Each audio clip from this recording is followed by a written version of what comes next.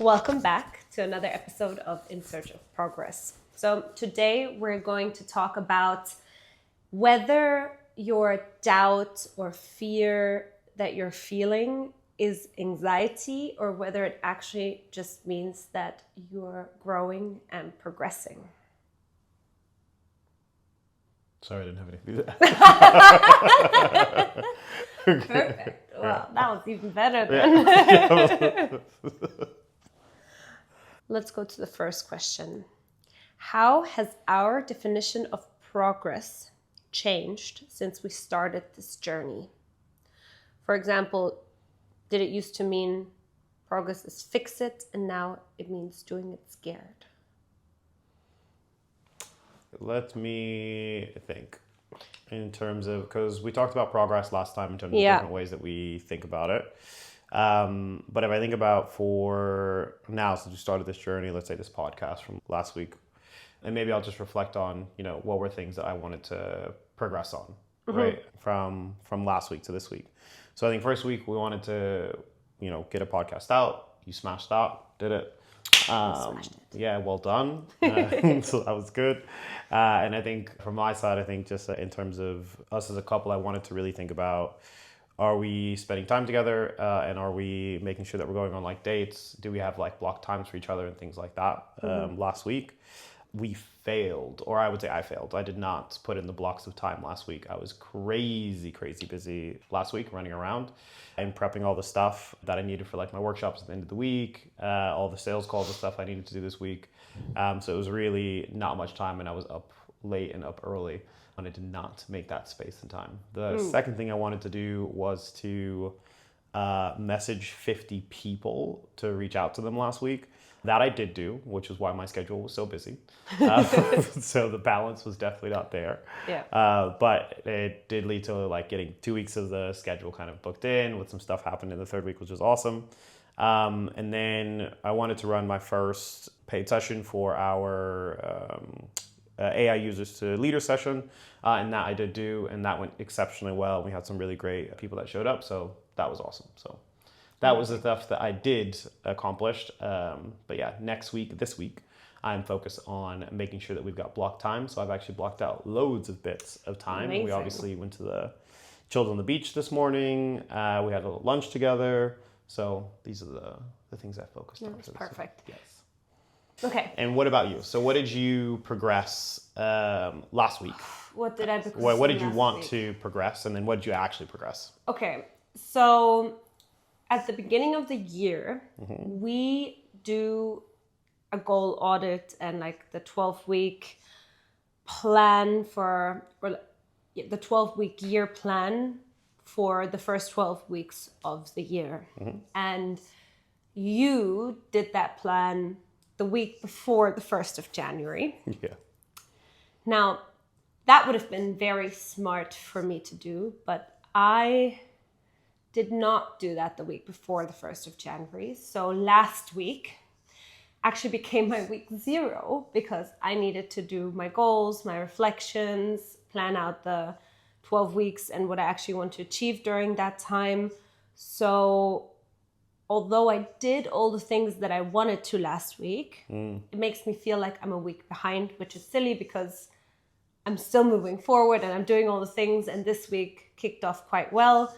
I would say in terms of organization, I'm now at a point where I'm ready for this year, the first 12 weeks. Yep. So that's phenomenal.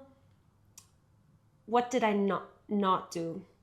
I did not do the things that I knew I didn't want to do yet. Okay, what was that? Now, hear me out on this. I wrote a few goals into my 12 weeks.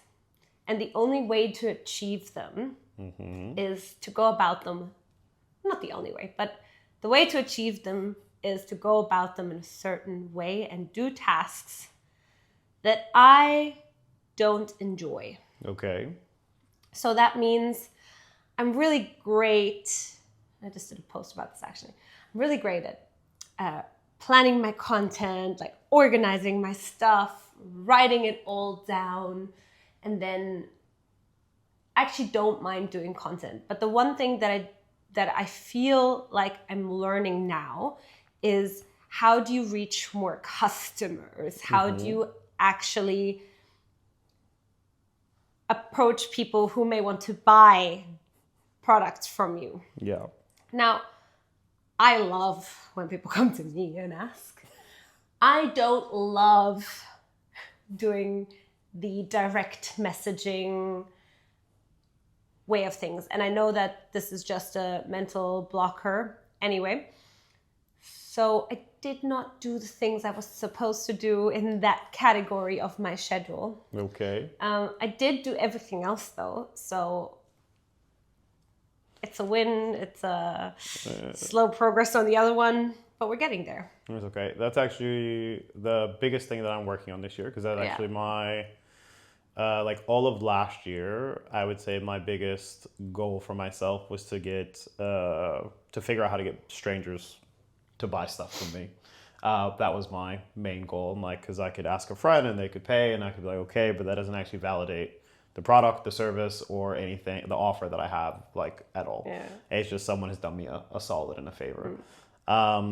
And I also think that sometimes it's a little bit easier to start out with strangers, because if strangers say no to you, it's a stranger. You know, not such a bad. It's not as painful. Not as painful, right? It's someone. If you know someone and they say no, you're like, oh, yeah. Someone over the internet, they're quite far away, and you can like have lots of people say no, but they're still like quite far away, and it's okay for you to be like, oh, they just didn't respond to an email, and move on. Now, this year, my big thing is not just selling to obviously people that I know, but also just growing my network generally, which means I have to put myself out there personally 1,000 times more. And part of that journey was even starting with posting stuff that I was doing on LinkedIn, because I never do it. My Instagram was dead. So literally not until, December, when we went away to Australia, did I pick that back up. But that was, posting was a fear. Asking people to pay for stuff that I was doing was a fear. Feeling not ready to actually say, is the stuff that I'm actually doing of value? I might have confidence in myself, but I'm like, is it in the correct way where I feel like you are happy to pay the amount of money that I'm asking? I'm happy to ask for lots of cash, but I always still have the anxiety of, is that actually going to be worth it when I deliver it? 100%. I think the thing about this is, you have to go out and do it, and you have to kind of get those no's, and it's just part of the journey. And there may always be anxiety or fear around that, but it's just the way to move forward. And eventually there'll be less no's, or there'll be different types of no's as your offers grow. But once you are in a flow, it feels maybe less important if people say no to an offer or something, because you already have a functioning ecosystem where everything flows quite smoothly. Now, in terms of the posting, I mean, I started my Instagram channel about 2.5, 3 years ago, and it was a golf channel. And that channel really taught me, you just have to go and post no matter what, and you just figure it out along the way. And obviously there are people out there who are much better at it than I am, much better. But the reality is, I am where I am, and you kind of have to pick up from where you're at, and you just have to move forward, and eventually you'll be part of the cycle, and then you'll figure it out as you go. And I think with LinkedIn, it's also a really interesting thing, because LinkedIn is more professional, or it appears to be more professional. So you always want to balance your tone between how do you shine through authentically versus how do I still come across professional and someone who's an expert in their field. And I think that one for me is also a bit more of a fear factor, because I do try to post every now and again, but then there was a point last year where I had about a 6 months blocker where I just had pure fear of, for no reason, from one day to the other, pure fear of continuing to post. And all of my energy went, I just stopped posting entirely because there was something in me that I couldn't get myself to write another post. Yeah. But you did your first post back today. So how did it feel doing your first post back versus like what helped you get over the hump now to be like, okay, cool, I'm going to post again on LinkedIn? Because you're happily posting on Instagram every single day. Yeah, I mean, Instagram is a different one. I do happily post on Instagram, but there is always this little bit of how do I tell my story better in a short period of time? Because Instagram is very visual, it's very fast-paced. People have about 3 seconds before they get tired of whatever you're posting, unless it has a hook. And I always try to, or not always, I now try to take that and develop stories that I hope are interesting for my audience in that short time frame, using videos, audio, visuals, and so on. LinkedIn, how does it feel that I posted for the first time again today? It feels interesting. Okay, tell us about it. I went through a bit of a journey, and I think I'm just going to share a little bit about that from, kind of what I said on my TED Talk as well. From I always wanted to be an actress. I then went into law. My LinkedIn is full of lawyers, all my legal contacts over the last 10, 12 years. And now I'm branching out into the world of speaking and the world of teaching people how to develop their public presence and how to use their voice. And it is my audience knows me as the lawyer, one of the lawyers in their network. So for me to post now feels a bit, I don't know how my audience will perceive that. Whereas on my social media, yes, it was a golf channel. It evolved. A lot of people on that channel, I don't know, but I also want to create a community. So if you're not interested in the things that I'm doing now, it's okay for you to drop off or join a new journey of mine. It's all cool. I hope you join, but you don't have to. On LinkedIn, it's my professional network that I've built up. I know a lot of these people. I've worked with them. I've built relationships with them. So for me to pivot feels a lot harder. But I enjoyed my post today. I think I just have to keep going and developing the stories that I actually want to share and grow. So yeah, the LinkedIn journey is one of the things that I'm tackling this year for sure. I find that to be interesting because I would probably say it's harder for me to post on Instagram than it would be for me to post on LinkedIn. And I'll start with why I feel like it might be hard for me to post on Instagram, and I can get into why it's easy to on LinkedIn. Where like on Instagram, because it's like one of those things where I feel like the creative community lives on Instagram. So like there's lots of like cool, interesting stories. There's like narratives. There's like cool like designs, graphics. Like there's a lot of like interesting content. And I find like Instagram to be one of those places where you feel like if I want to post on Instagram, I want to find something like cool to post. And I feel like on Instagram, I'm waiting to be like, oh, I want to post cool content like that. And then the barrier is like, okay, I need to have time to post cool content like that. Like I think one of my I wouldn't call it a dream, but like very achievable small goal is to actually have like a travel blog. Because I actually, even from back in the day, I like love taking photography on like my phone of like landscapes and stuff like that. I've got like literally 0 photos of like no photos of myself, and then all the photos of the back of you in like different locations. But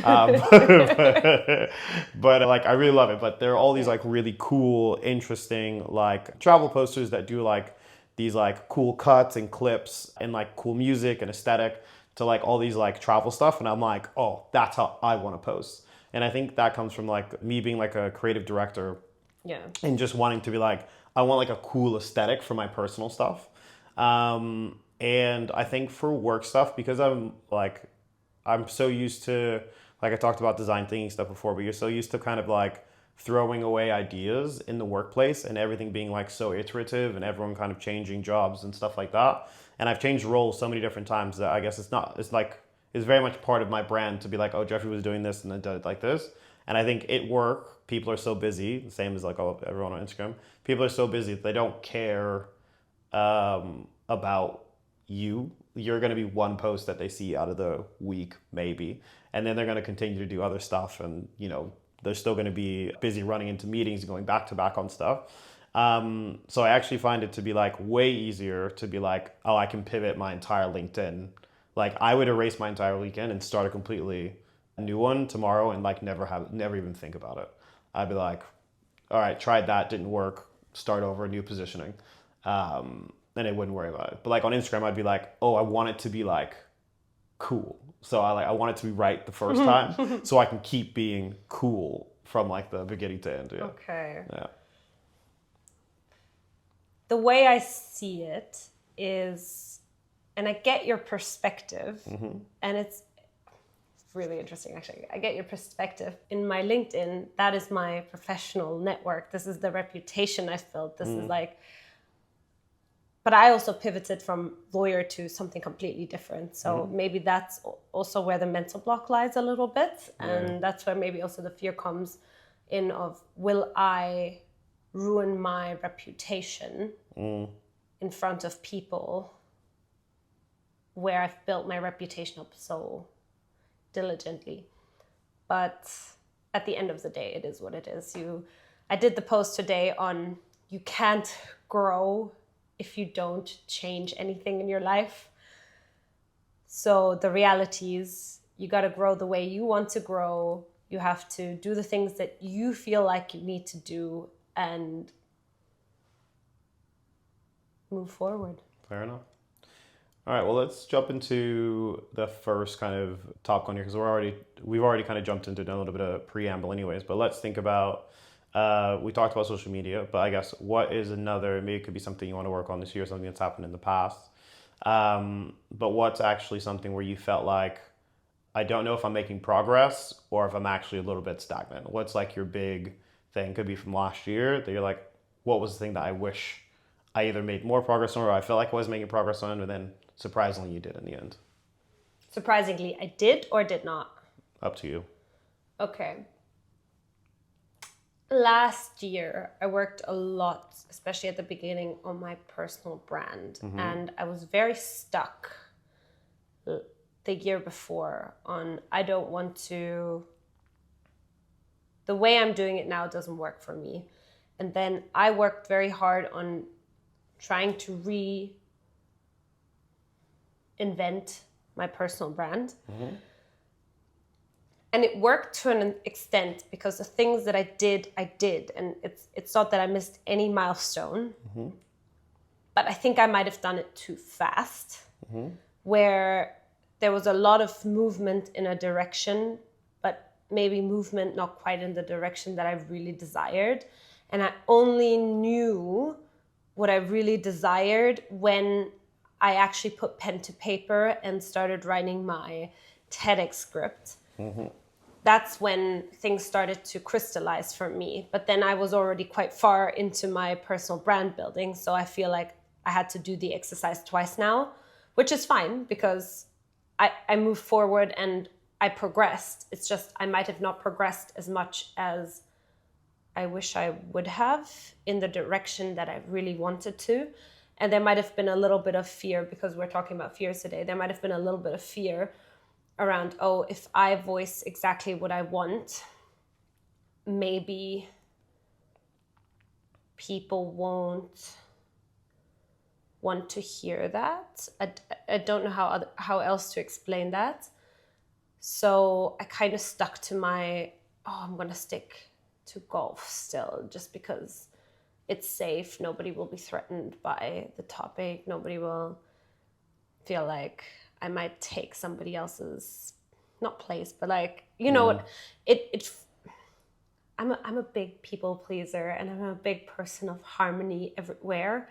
And I didn't want to ruffle any feathers or like edge on with anyone. So I think I tried to stay safe.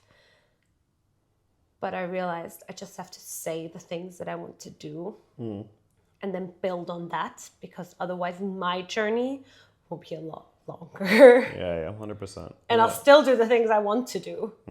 So it's just I did a bit of a detour, and I don't even know who I was trying to. Yeah, I was like, I was going to ask, like, I don't want to ask whose lane you felt like you were doing, but like, why did you feel like there were so many people that were like, let's say if you're a bowling ball, you know, going down, you're like, oh, I don't want to hit that lane. I don't want to hit that lane. I don't want to hit that lane. Like, what made you feel like you just couldn't be like, well, I'm just going to do whatever lane I want? I think there are two things. One is I went from golf is a part of me, not all of me, to, from I want to build a golf channel to I want to build a channel, and I do play golf. So I think I wanted to make the transition safer, also in terms of, not that I have many followers, but will I lose people? Will they start not liking who I am anymore? And there are people obviously that I know on my social media. So I guess I thought if I stay a little bit in that space, it didn't feel like such a massive shift. Yeah. And then, yeah, I guess when you voice your, I think it's also, and then the other thing, let me put it this way, when you don't know exactly how to word it, what you really want, it also makes it hard to say it out loud. So I think there was also a little bit of that. Okay. Like you just didn't know what exactly you wanted to say, and then you didn't know how other people would interpret it if you ever figured out what it was. Yeah, exactly. Yeah, so it's not that I was specifically thinking about somebody who was like, oh, I don't want to cross into her lane, or I don't want to make her feel intimidated, or him. It was more like, I don't know how to word it, so I don't know how it'll be perceived, and then I don't know what people will say. But at the end of the day, we have to just figure out the things we want to do and just go for them rather than taking detours forever, because then you're again just stuck. And this is where we're at. Yeah, that's fair. I think I've got a bit of like I don't know if I would call it like I would probably say, I always just think I'm not a person that has anxiety or anything like that. But I think as time goes on, and obviously now that I journal every single day, sometimes I write, you know, I was anxious this morning or something like that. And, you know, I wake up randomly at like 4:30, and then if it's 4:30, I'm going to be up for the rest of the day. Yeah. I'm not going back to bed because this just is what it is.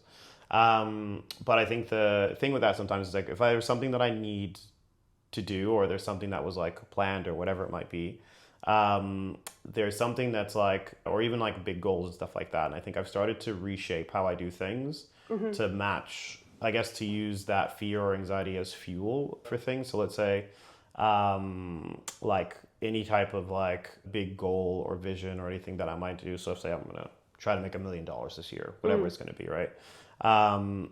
That just saying that out loud and then telling everyone that, I think my fear is that I don't want to disappoint anyone, right? So, or like I want to essentially be someone that's a person of their word and achieves the things. I don't mind if I fail at them, but if I'm going to fail, I'm going to fail trying, right? As hard as possible.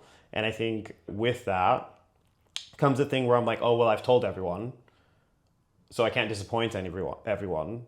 So I need to go do the thing. And then I will either then work hard to achieve it so that I'm not a liar, because I don't want to be a liar. I want to be a person of my word or whatever it might be. So I'm very like grandiose and like being like, and I try to tell as many people about the things I'm doing as possible. And I think subconsciously that's then what is like, oh, well, I told everyone I was going to do it, so why would I not do it? I think sometimes, for example, when you first started going to the gym, that was your thing where you were like, oh, well, I told Miko or I told Sama or I told whoever that I'm going, and I don't want to disappoint them, so I'm going to go do the gym because I told them I was going to do it. Yeah.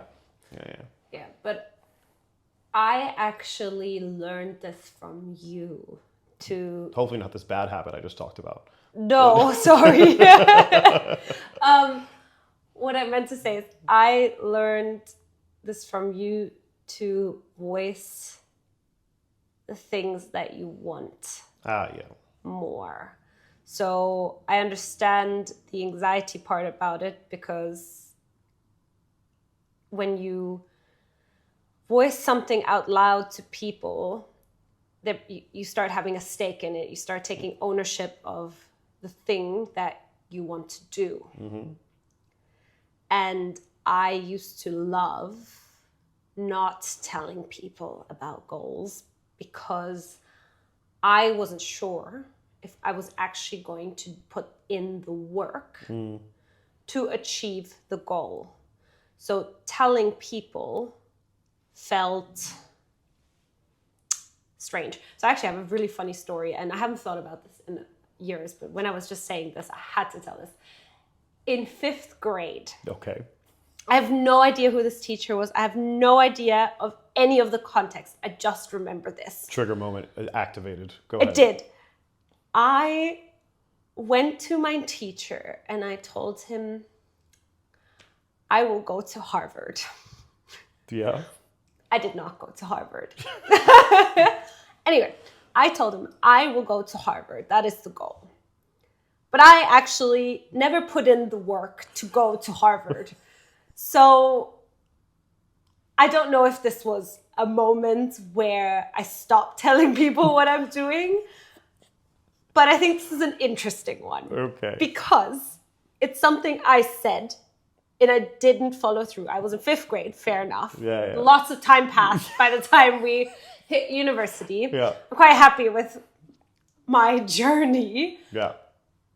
But I think I'm also a person who's somebody who wants to stick to their word and stick to the things that she says, or achieve the things that she says, or do them. So it is important for me that when I say something, I either do the best that I can to hit the goal, or I don't say it out loud. But since I've known you, you've been kind of a person who loves, like you just said, you like telling people your goals, the things that you're working on.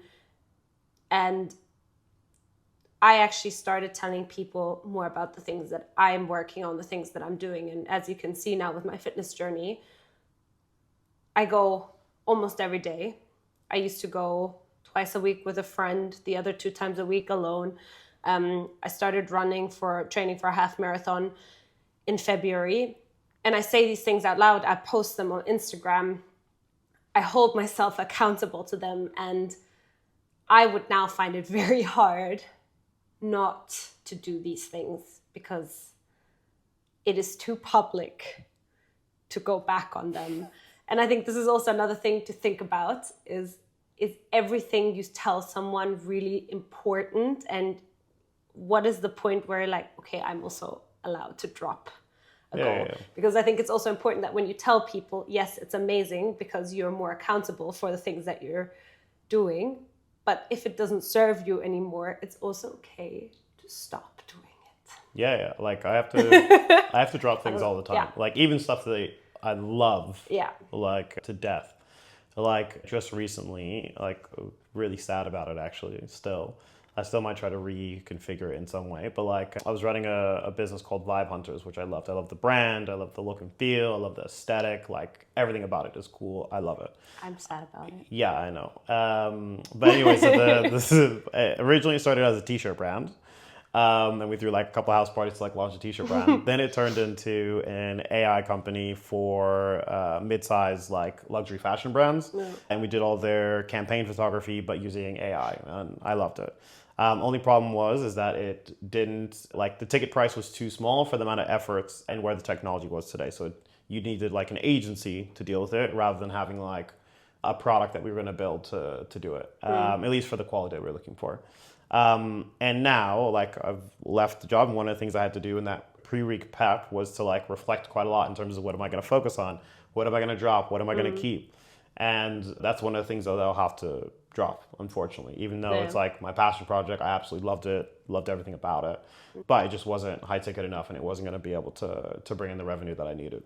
Yeah. So I think, but that I have like 1,000 different examples of things like that. Like every morning I wake up, like a journal. I have a to-do list, and on the bottom on the list, and I write for like an hour in the morning. So every idea that pops up during the day or when I'm chatting, whatever, I write it down in this journal. And there's a list that goes at the bottom that's just like things to do, right? And then things to delegate. But every day, there's probably 10 items that go into that list. And at the end of the journal, I could only pick 3 that I'm going to do today. Right? Sometimes there's 20 things on the list, right? And if I can't delegate to someone, then it just sits on the list and I move on to the next day. They go into like a Notion database, but the reality is that like you just can't do them all, right? So even if it's a great idea, it's absolutely amazing. Like you just have to get used to dropping things. And the reality is nobody cares if you drop something because they've got other stuff that they're working on or doing. Yeah. I think you don't want it to be like a habit where you're dropping stuff that's important to you consistently, because then I think the thing is more like not even that people will judge you, but people want to believe in you. That's my personal belief, is that I want to believe in everyone, and I believe that everyone else wants to believe in everyone else around it. They're like, we inherently want people to do great things. Most of us, 90%, let's say.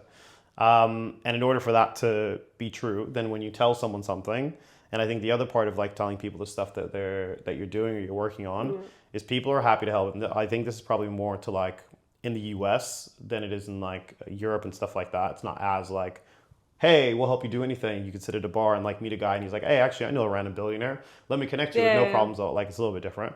But like that's the culture that I grew up in. So it's very much like we're all here to like, if I know a guy, I'll connect you with a guy and we can do whatever. So telling people, it helps people help you on that path of the thing you're doing. And like, for example, you got your TED Talk because one of the things you just started to do is to tell people that you wanted to speak. And then a friend was like, hey, I know someone who could do a TED Talk. Yeah. You know? Yeah. It's true. I don't know if I grew up with that mindset. Now I say I don't know. I don't think I grew up with that mindset where I thought everybody, if I tell someone, everybody wants to help me. I always had the feeling that if I tell someone, there might have been jealousy or somebody else would have wanted to do it as well. Things like that. Now, since I've been with you, I try to tell people who I feel are very much in my corner and cheering for me. And it's given me slow confidence to understand that there are people who are actually cheering for you, who are happy to help, who will always help, who will always stand next to you. And it is an amazing feeling to know that when you tell people, oh, this is something I'm building, they'll be like, cool, let me know what we can do. And I think this is a mindset thing, because if you think people will be upset or jealous, then the chances are that there are people who will be upset and jealous, or there will be more people around you that are potentially upset and jealous. That's also what you're looking for, right? Exactly. Yeah. But if your mindset is, hey, I'm happy to help everyone, which I am happy to help so much. I'm happy to help everyone. People are happy to help me. Then you also move through life in a totally different mindset and space. That's a good lesson to have learned. Yeah. And I think the other thing is, like, I grew up with the very strong principle. I know that it's from my dad or my mom, but like, you know, help those that help themselves. And Kerry Washington, the lady from Scandal, great actress, she's on some talk show and she talks about, you know, God can bring you a bus, but if you don't run to catch the bus, you'll still miss the bus. So like you still have to put in the effort to go and get on to the opportunity and do whatever it's going to be. And that's like one of the things that I was talking to Raf yesterday, and I was showing him one of the journals, and Sammy asked a similar question later in the day, which was around, if you have a dream, like what are you willing to give in exchange for that dream? So, right? Because I think that's the big thing. So like for me, if my dream is to make $1 million by the end of the year, right? Then what am I willing to do to be able to do that? What am I willing to give to people? Like my knowledge, my expertise, my help. I'm willing to give them like, well, I'm obviously building like prompts, structure, frameworks, whatever I've got. But then I also have to give like my own positive energy, my own, effort, time, everything like that to be able to push those things forward. So I think sometimes people are like, oh, well, I have this big dream, but I'm not willing to give anything back. And however big your dream is, that's how much you have to give back. Yes. Give back is one thing, and also how much are you probably willing to sacrifice for it as well. Yeah, I put those in the same camp. You put them in the same camp. Gotcha. I live in a selfless mindset. So like giving is inherently, I'm giving you something and I don't expect anything back. Just like sacrifice, you sacrifice, but you cannot expect you can't be a martyr. You know what I mean? No, you can't be like, oh, I worked so hard and I worked 40, 60 hours and I did all these things. It's like, please help me now. Like, no, you have to, like, you were gifting that time and you were hoping that something's going to come back in return. Or obviously you put a price on it and you said, as a result of this price, I will gift you this thing. But that's the reality. Yeah. Fair. Yeah. Interesting. Okay, next question. Are there any areas in your life where you are confusing peace with stagnation? Are there any place in life where I'm confusing peace with stagnation? I think for me, I'm probably the opposite type of person. So I probably, like, let's take example, like even this morning, I struggle probably just doing nothing. Yeah. Without giving myself like a feeling that I'm not moving. So after I go on a run after I go to the gym, go for a run, read an audiobook, I like try and sit on those little like lounges on the beach for like an hour or 30 minutes. But most of the time, that's actually one of the most painful experiences of my personal day. Not because I'm not enjoying it, but because like it's great. And in the moment, I'm like, oh, this is so great, so good. But I'm really thinking, as soon as it hits 10 a.m., I need to leave and be at my desk and I need to be on. Like, I'm not like, oh yeah, like I work very much on like my mental thing, like switches super like quick. And you get frustrated with me all the time because we could be at like a breakfast with friends. And then the breakfast with me was booked for an hour and a half. And as soon as it hits, I know. As soon as it hits 11:30, it's a minute over. Yeah, I'm like, I'm out of here. I'm like, I've only got, So I live with like a big scarcity mindset when it comes to like time, because I'm used to obviously working full time, trying to do stuff on the side.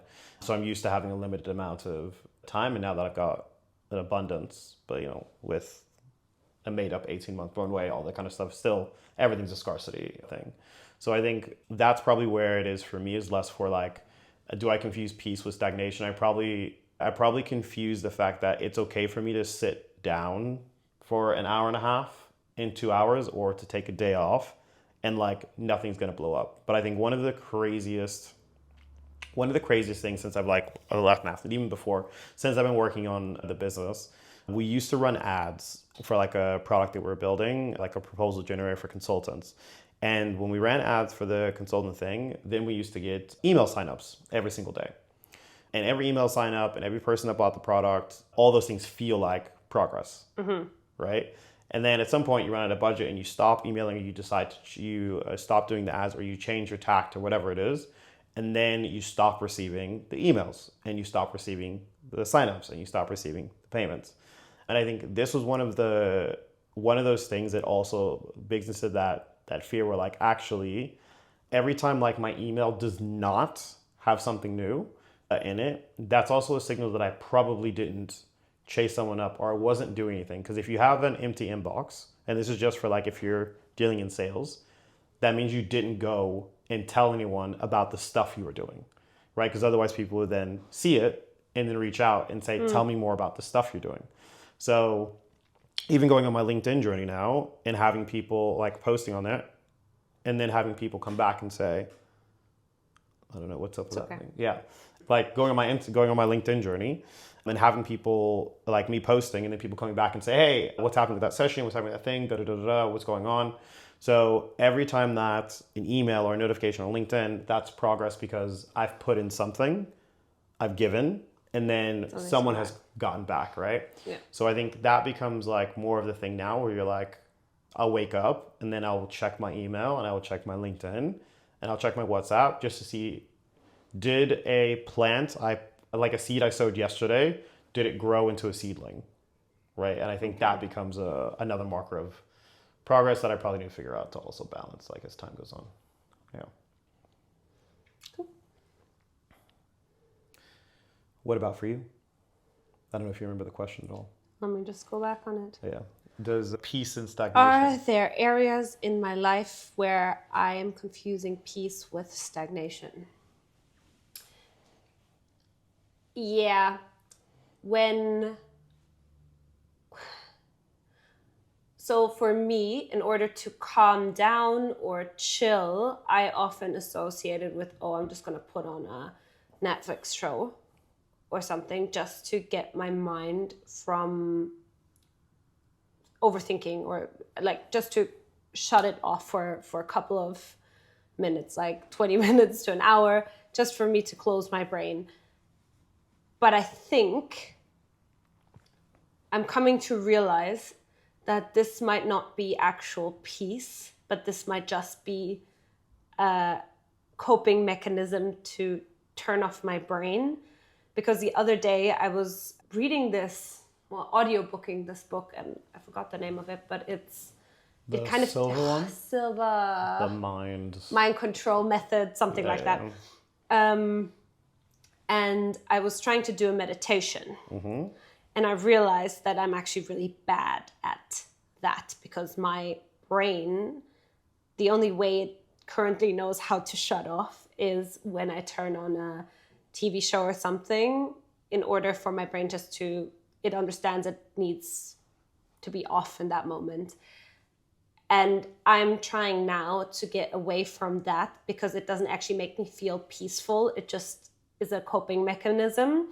So now I'm trying to integrate meditation, maybe not every day, but every couple of days, into my life, so that I can actually find another way to calm my mind and actually stand still, rather than just playing something over the top of my brain. And so far, I'll give you a progress update in a couple of weeks' time and let you know how that's going. I hope I'll stick to it. I'll say it out loud now to see that I actually do try to do it more often. But meditation, they say that when you dislike meditation so much the way I do, I'm the person that really needs the meditation. So I think I would be the right person to meditate. I just don't like it yet. Okay. Well, I guess let's wrap it up, and let's do what do you want to progress this week? And we'll use this podcast as your accountability partner. Oof. Yeah. Okay, what do I want to progress in this week? This week really is for me to organize my content, to have everything set up a bit better. I have to change a couple of things on my LinkedIn. I'm just working on my new website. I have a website. I'm just working on different texts so that it is more cohesive to what I'm doing now. And just, putting content in a bank so that I don't produce content when I need it, but that I already have it prepared for the times that I need it, so that I don't always feel like I'm running behind. And that's what this week is about. And then the other thing is to actually put up my offers, to actually get them out there so that people can download my Cocoon of Comfort exercise for free, that people can look at the things that I'm actually doing, that people can actually book me for workshops, etc. Because we have workshops coming up this year. We have so many things happening. Now I just have to get them out there. That's really the goal for this week, getting things really moving. Awesome. Yeah. What is it for you?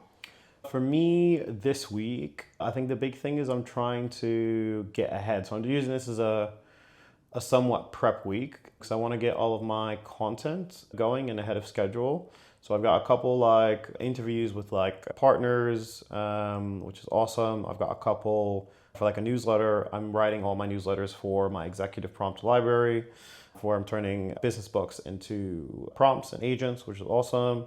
So I'm trying to get all that stuff way ahead because I don't actually want to spend my time like writing content like all day.